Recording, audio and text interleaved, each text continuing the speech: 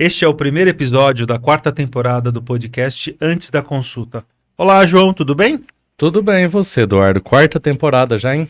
Tempo passa, Quem hein? diria? Pelo amor de Você Deus. imaginava que ia chegar tão longe? Ah, eu acho que não, hein? Quando começamos a primeira temporada... De uma maneira despretensiosa, né? Mas tá bom, Graças viu? a Deus, Que estamos bom. indo bem. Só temos a agradecer. Pois é. E para inaugurar o primeiro episódio da 4ª temporada, trouxemos um assunto muito interessante, João. Diferente, né? bem Diferente, exatamente. Trouxemos uma naturóloga, né? O que será que ela O faz? que faz, como que estuda, quem pode ser naturólogo. É a doutora Giovana Guilherme, ela é catanduvense, se formou na escola Anhembi Morumbi e tem inúmeros cursos. Reiki, aromoterapia, cromoterapia, e ela vai poder explicar para a nossa audiência para que serve, como funciona, o que tipo de doença que trata, que tipo de bem-estar pode oferecer para os pacientes dela. Giovana, seja muito bem-vinda. Muito obrigada pelo convite. Boa noite. Tudo bem com vocês? Tudo bem, fica tranquila, viu? Tá bom. Tô meio tímida, mas Mas vai dar tudo aqui. Você certo. tá em casa, você tá em casa. Obrigada. Vamos lá, então. Vamos começar nossas perguntas. Hoje vai ter muita pergunta, hein, Eduardo? Porque é um assunto bem extenso. Para iniciar, para a gente entender um pouco e você explicar para nossa audiência, o que faz um naturólogo? O naturólogo, ele trabalha com práticas integrativas e complementares da saúde. Então, ele vai trabalhar com tudo aquilo que é considerado complementar à saúde, né?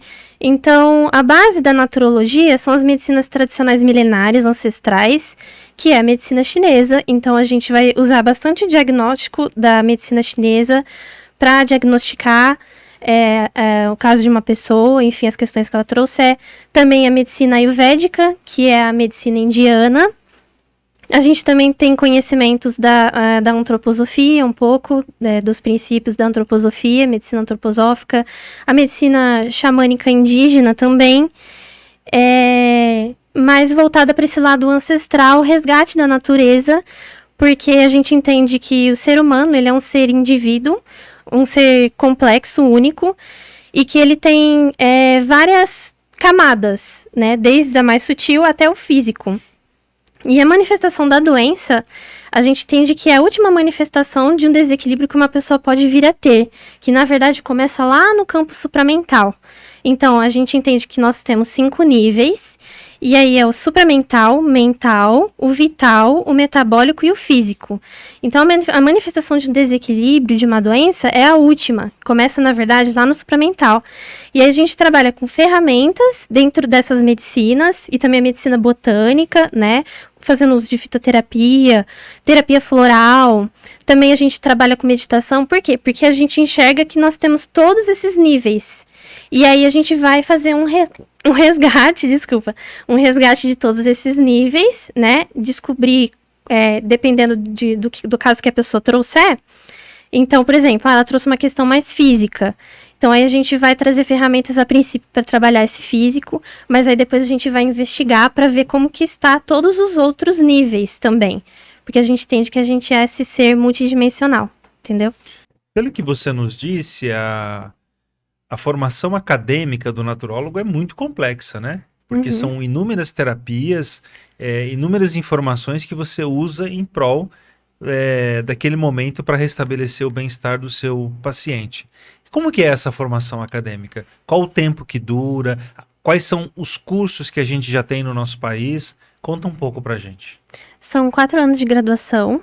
E o primeiro ano a gente estuda igual todas as profissões da área da saúde estudam. Então a gente vê morfologia, fisiologia, a parte mais fisiológica do corpo, né? Parte da musculatura, tudo isso. E aí a partir do segundo ano, a gente já adentra mais na nossa área, que aí já é a medicina chinesa, a medicina ayurveda, tem também a medicina botânica, medicina corpo-mente, que é essa parte de meditação, a parte que a gente estuda mais profundamente é a área do cérebro também, para entender a parte do supramental, que é um dos níveis que a gente entende que nós temos. Também tem... e entre outras, é bem vasto mesmo. Aí vai variar de universidade para universidade, dependendo dos interesses ali. Legal. Eu percebi que você falou que existem, assim, múltiplas culturas na composição da naturologia, certo? Eu vi você falar de indígena, chinesa, indiana. E como que foi que uniram todas essas culturas e deu origem a essa disciplina da naturologia? Foram profissionais da área da saúde, principalmente, que perceberam que a área da saúde necessitava de um olhar mais humano, e porque o olhar estava muito só para a doença, então eles perceberam que existia essa falta, e aí eles se uniram junto com antropólogos também, filósofos, pesquisadores da área que acharam interessante, e aí criaram a primeira graduação no Sul, foi em 98, e aí chegou aqui em São Paulo na EMB em 2002. Então, na época que eu me graduei, mesmo, né? na época que eu me graduei, só tinha lá na Unisul e na EMB. Hoje já tem bastante universidade privada também já.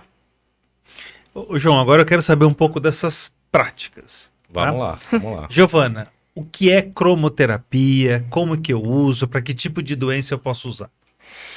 Cromoterapia é o estudo das cores, o uso das cores como tratamento para suas questões da saúde, né?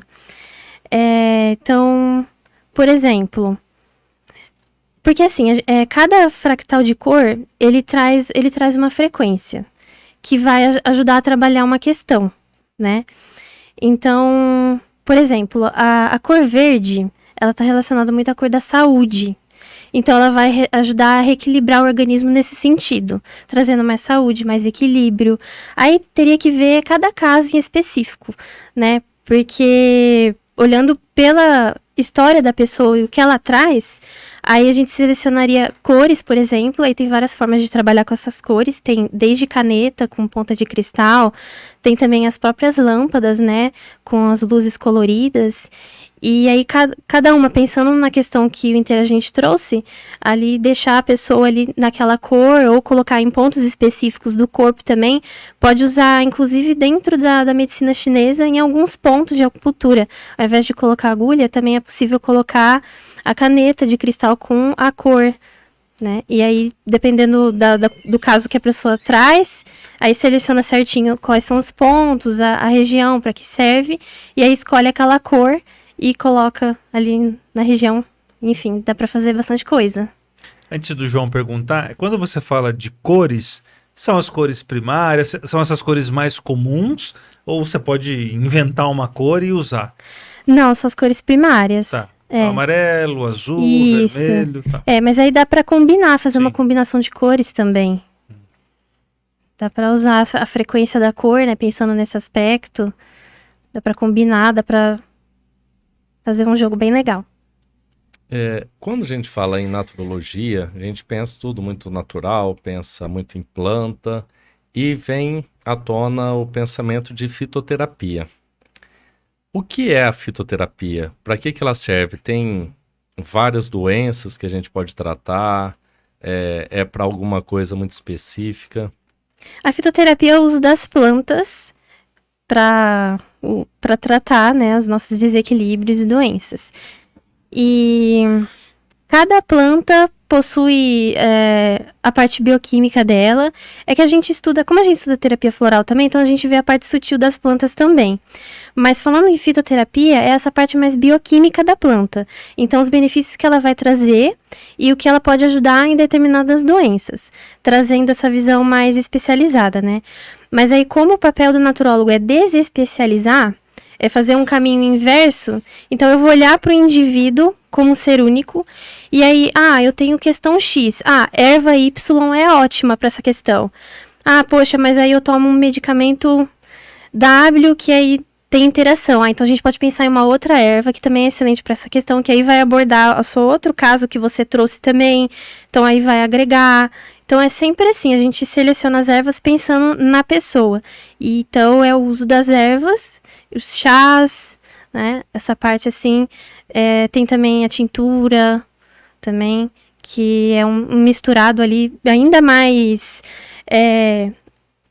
concentrado da planta para tratar as questões que as pessoas trazem. Eduardo, deixa eu só complementar, por favor.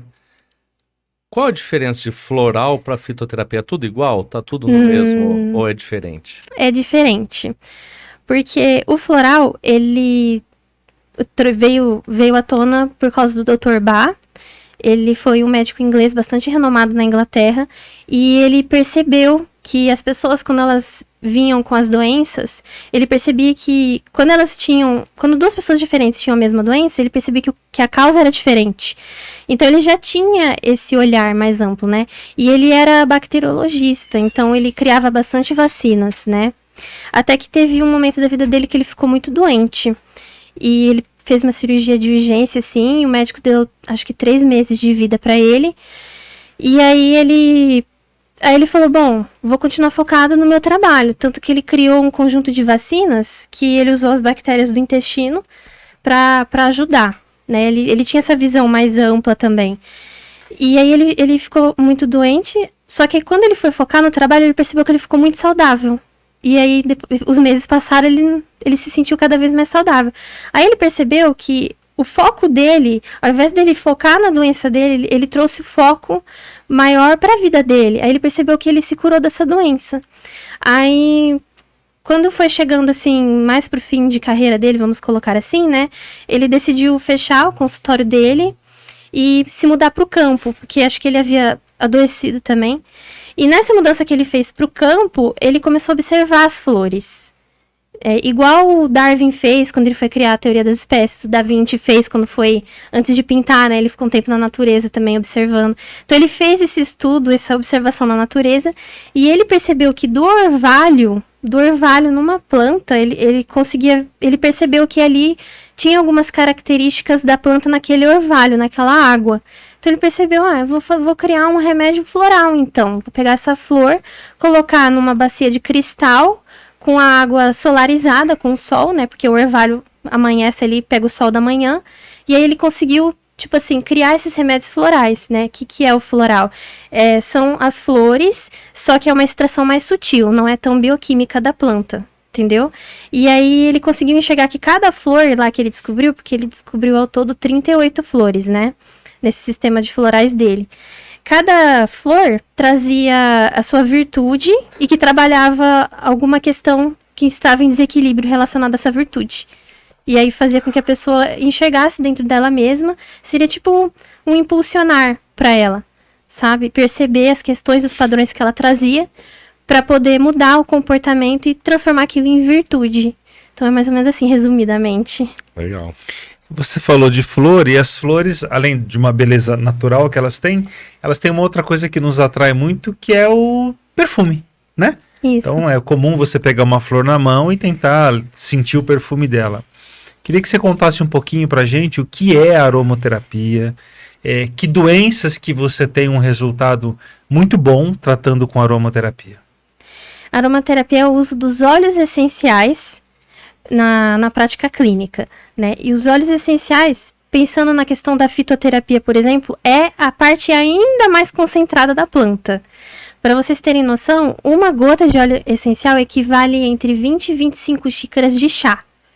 Então, é um uso bastante concentrado. E se fazer um uso incorreto do óleo, você pode se intoxicar. Então, tem todo um manejo, todo um estudo, né? Se você tem que usar um meio carreador, você tem que diluir o óleo para aplicar na pele.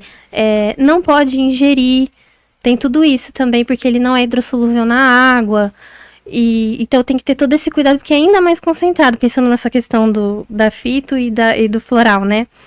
E, por exemplo, eu tenho muitos resultados de pessoas que trazem casos de ansiedade, depressão, apatia, tristeza, melancolia, que aí sente o aroma e se sente bem, porque a aromaterapia você pode usar tanto na pele, através de um óleo vegetal, ou inalador pessoal, difusor pessoal, né?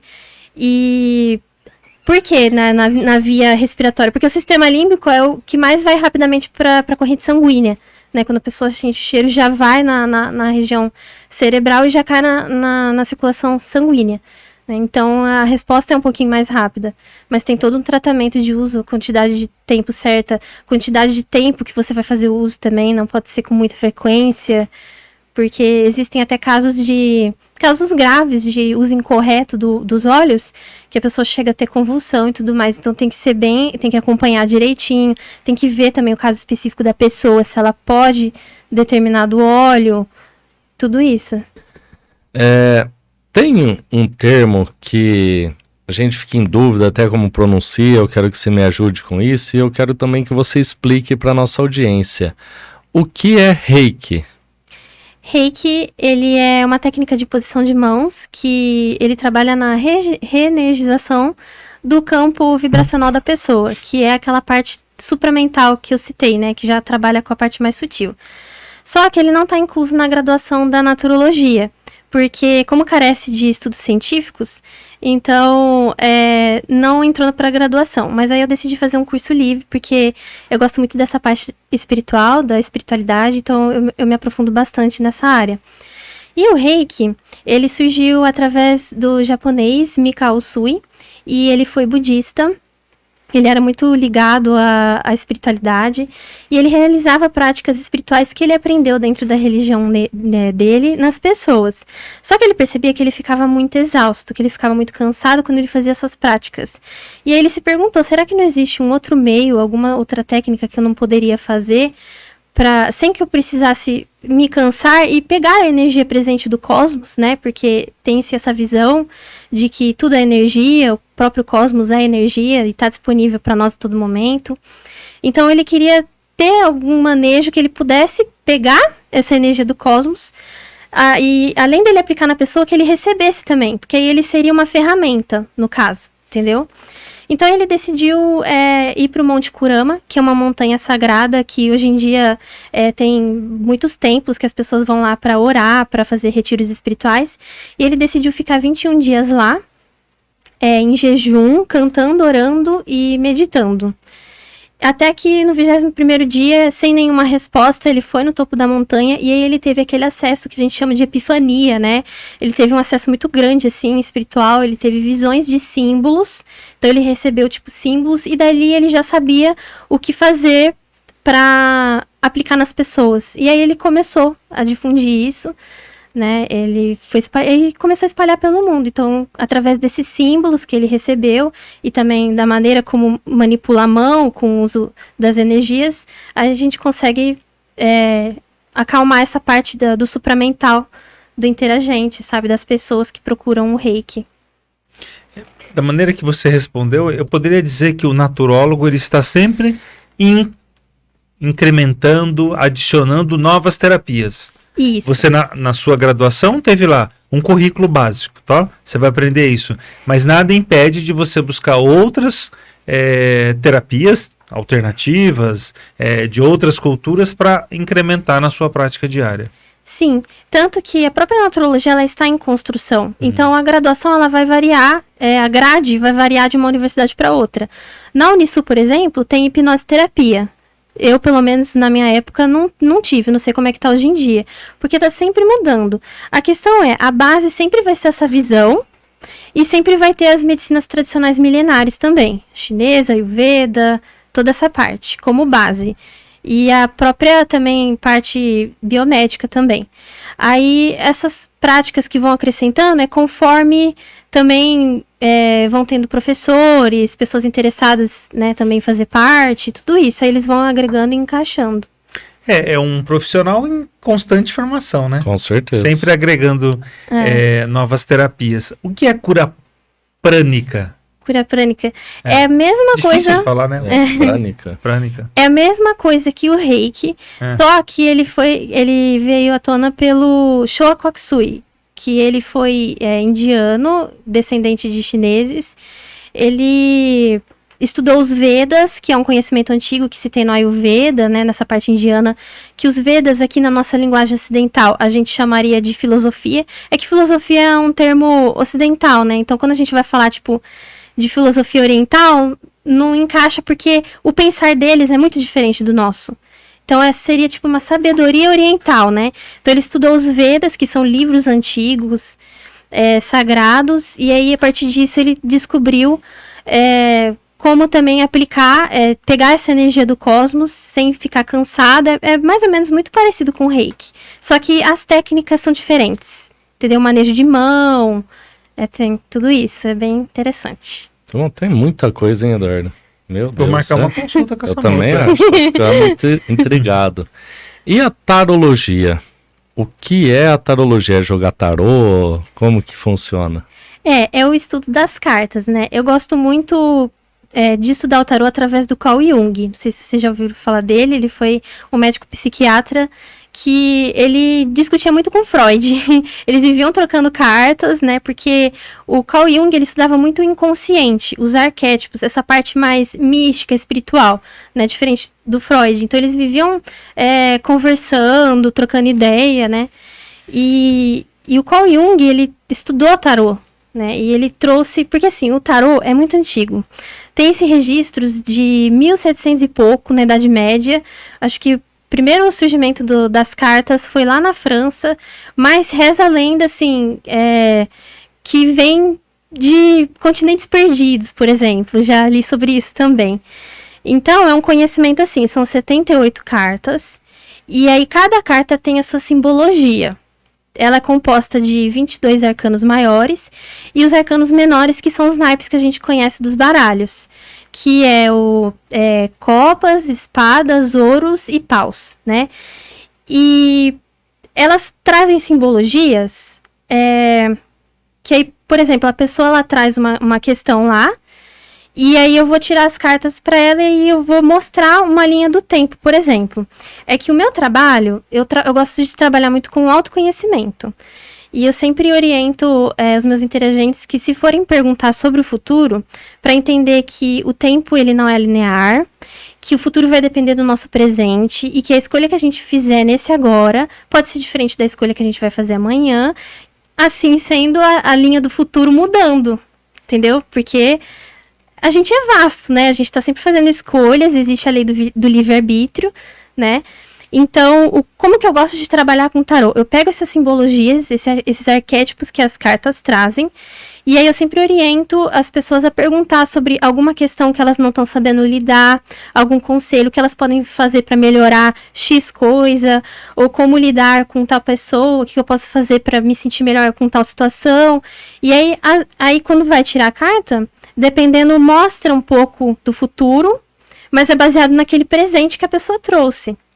Entendeu? Então é bem legal Não também. pode mentir.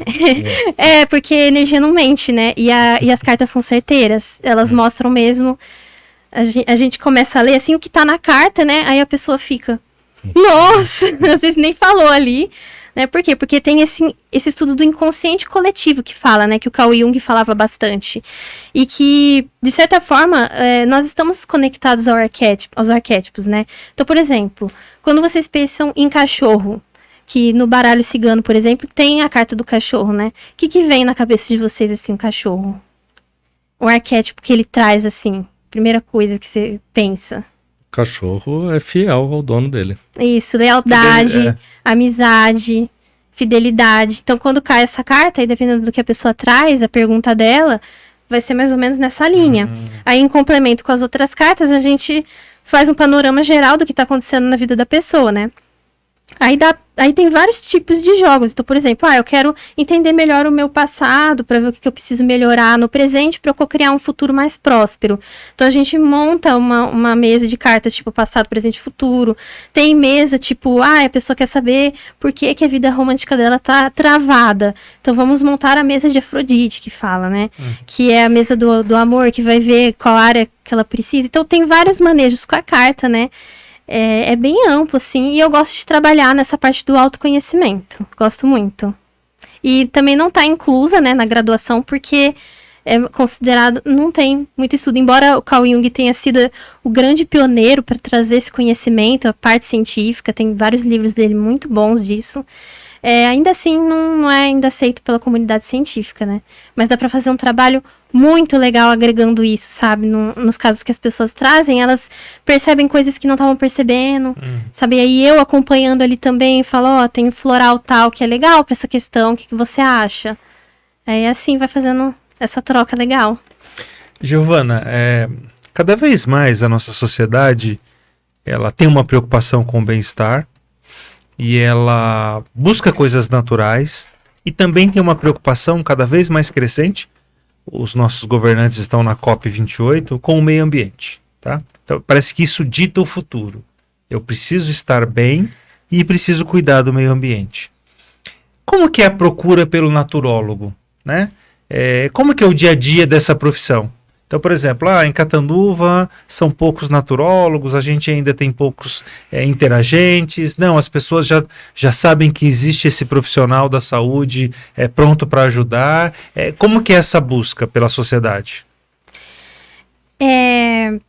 A procura ainda não é muito grande, né? Porque como é uma profissão nova, então as pessoas não conhecem o que o naturólogo faz, mas conhecem as práticas separadas, né? E aí as pessoas quando vêm me buscar no consultório, elas vêm buscando a prática separada. E aí eu explico na primeira consulta como é o meu trabalho. E aí, dependendo da pessoa, se ela cria um interesse em dar uma continuidade ao tratamento, aí a gente amplia e faz o uso das outras ferramentas, sempre trazendo essa consciência para o corpo dela como um todo, procurando trazer o autoconhecimento. Antes do João perguntar, você acha que práticas como a gente vê na nossa cidade, no poste, traga o seu amor de volta, prometo prosperidade, isso vai contra um pouco da profissão, né? Eu acho que sim, porque ela não tá divulgando uma consciência, né, pra pessoa, ainda tá naquele lugar de codependência, né? E a gente sempre tenta trazer a consciência de que nós somos o todo, a gente tem tudo que a gente precisa dentro da gente. Então, o que falta pra eu fortalecer em mim, pra eu encontrar as respostas que eu busco fora e que na verdade tá dentro de mim. Então é sempre esse caminho inverso, de dentro pra fora. E eu acho que dessa forma, acaba, além de banalizar essa área que é tão profunda, tão vasta e tão interessante, também cria-se uma codependência na pessoa, né? De encontrar uma resposta muitas vezes que tá dentro dela e ela sabe o que fazer. E aí ela vai buscar fora e aí muitas vezes não encontrando, se decepcionando, se frustrando, né? E você disse agora sobre consultório, né?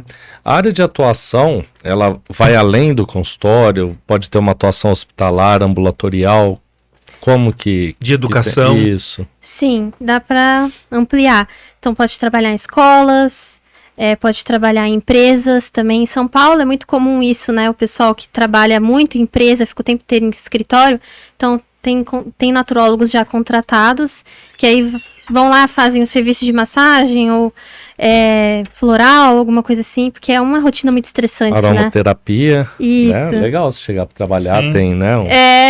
Já tem empresas que já pensam assim e já contratam, né? Hospitais, ambulatórios, se eu não me engano, o hospital...